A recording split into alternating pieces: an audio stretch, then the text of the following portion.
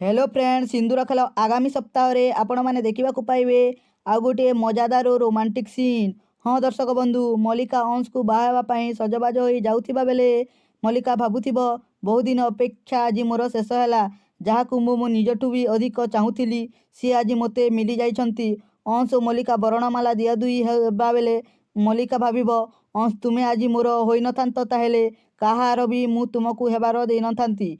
अंश मल्लिका को सिंदूर देउथिबा बेले आद्य आसी कहब ए बाहागर होई पारिबनी।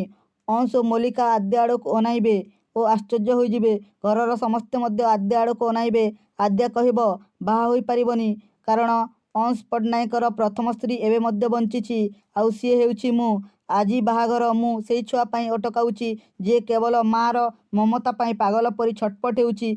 सेही माँ को से निबिड़ भावरे भिड़ी धरिबाकू पाई चाहूछि, जो माँ ताकू पवित्र प्रेम दे पारिबो जहाँ ए मल्लिका अनिकू केबे भी दे पारिबनी, केबे भी नुहे। आद्या बंचिथिबा कथा जानी अंश खुशी हेबो ना कण? मल्लिका को उचित जवाब मिलीगला ना नहीं? आपण माने कमेंट सेक्शन रे निश्चय जणांतु।